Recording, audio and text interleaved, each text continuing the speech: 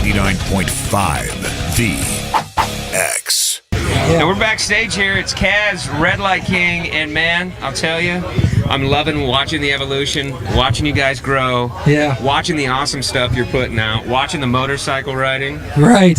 And another surprise you released upon your fans, and your video times are hard as well. We'll get to that. Oh, yeah, that's right. We'll get to this. Wow, you know stuff. But how'd it go out there on the Jaeger stage, man? You guys kick ass every time. Oh, thank you. How it felt up there. It felt really good. You know, when we're up there, bands have different options for what they want on stage for sound.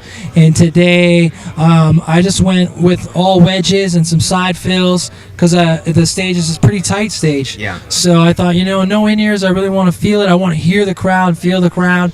So it was good. It was a lot of fun. I felt like loose out there, and man, I feel like I want to do the show every year. Like we skipped a year, So, but to answer your question in a quick one, it was awesome. I'll tell you, man, you have the new album out, Irons in the Fire, and the journey this album takes you on. I just have to tell you, when the album came out and we got copies of it, I put it in and I couldn't stop listening to it. Lyrically, it's utterly powerful and an emotional journey. Sonically, it's true to the heart. It's rock, man. And I want to know what went into this album. You've always been brutally honest with your lyrics anyway. Yeah, you have an emotional tie to everything with that. Thank you. But this album seemed to dive a little deeper into a well I didn't even know it went that deep, and it's amazing. I appreciate you sharing it with us, man. Yeah, well, the first record was very reflective, and it was a process of so many years of writing songs, and Irons in the Fire, 2 years of touring go by, supporting something for the pain, and then I wanted to make a real rock record because, like you said, like you recognize the evolution of our sound, and I'm also evolving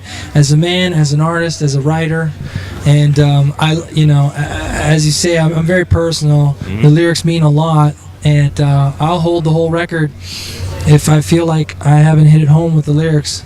And for me, there's no shortcuts. So I really wanted to write something special, and everywhere you looked or turned, you found another lyric that you might not have heard the first time, and so I was very passionate about that. There's a song on the album, and as a veteran myself, really hit home to me.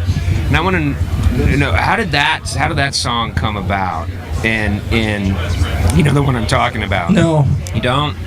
Crap, I'm forgetting the Every title. Second Counts, the slow one, or Times Are Hard. No, it's not Times Are Hard. It's can't believe I'm spacing on the title of the track, but it's okay. Anyway, maybe there's no intentional tie to veterans in it, but there. Oh, you're talking Born to Rise. Born to Rise. Born to Rise. I go to war with the brothers I trust. The no, I missed the veteran thing, so we both missed it. So fine, it's okay. Born to Rise, yeah. Because of Bullet in My Hand, we were getting so many shout outs from troops and their families. Yeah. And there's no shortage of troops out there that have sacrificed so hard, and they create and help maintain the freedoms that we all share in, and it's my job to tell their story too. So as much as it is personal for me, I go to war with the brothers I trust, meaning my band, my family, the people that are there with us in the concert. It's also a tribute to them, for them, out of third person speaking for them. So when they listen to the song, it becomes first person for them, and that was the whole inspiration behind that song. And I thank you for that. And it's just powerful, beautiful song, an emotional song. And speaking of those, Times Are Hard. It's the latest one off the album to get a lot of radio play. Yeah, and I'm so happy for that. This track, I think this track has it's a double-edged sword in a good way. Right. Because standalone, just hearing the song, it taps in. We get a lot of requests for it. People want to hear that. It relates to their personal struggles at the moment. Right. But then you team that up with the video you just released for this, and it takes the song to a whole new level of power. Yeah. And it's amazing that a video can do that. It's the hardest thing, because I often feel like I fail at those. You didn't fail in this one. No. You failed at all with any of the others. Thank you. But it's I really feel passionate about it too because, man, I just really want to do something real. I wanted to really service the song in a visual way, and that song felt like a black and white song. We had a guy who does film color it. That was really important. We shot for black and white. We didn't shoot for color. And it starts off with me and my family, my father, who, again, you know, he's got cancer, and it came out of nowhere, man. 65 years old, and I've canceled a bunch of shows, which I hate to do, to be with him. And then we flew in here. He said, "You better go. You're a professional. You better go." So he's at home, and so he's in it. And we got to share that moment. So that was amazing because he's not going to be here soon, and I was awesome that I got to, because him and I have had you can hear an old man if you go back to the first album how he and I have had rough patches, right? Yeah. And he was a hard ass growing up. So, but he's a great wonderful man, and I feel like it's never a good time for that. So important to that's really what I'm singing about. You know, times are hard for you and I. It might be different. It's different for different people at different levels.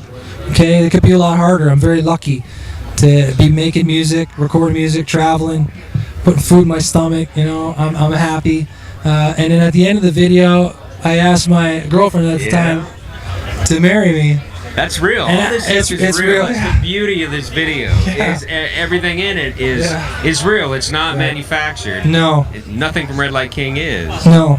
I fear that sometimes because we're in the entertainment industry too, you know, and I don't know how much real tangible music people want to take home at the end of the day. Sometimes they want to forget about the real stuff. So, and I get that, but sometimes it's okay to be reminded of it. So maybe that's where I live. I don't know. I don't know what the next record's going to sound like. Well, there's beauty in reality, even though reality hurts, because we live in a world of distractions, and to have a mirror thrown up and to have something so powerfully and honestly hit that it is actually attractive because of its honesty is why you have this success and why you're here and why I wish you even more success. Thank you very much, Mick. Appreciate that. Thank you so much. It's Kaz from Redlight King, and I have to say again, congratulations on the proposal. Yeah, she said yes. She did. Otherwise, times would have been real hard. And I do. My heart goes out to you, man. Oh yeah.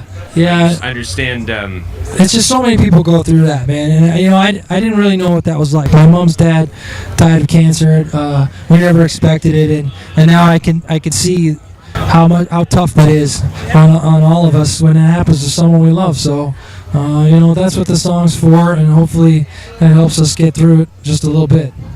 Well, thank you for helping the rest of us get through it. Yeah, and thanks. Irons in the Fire's the album.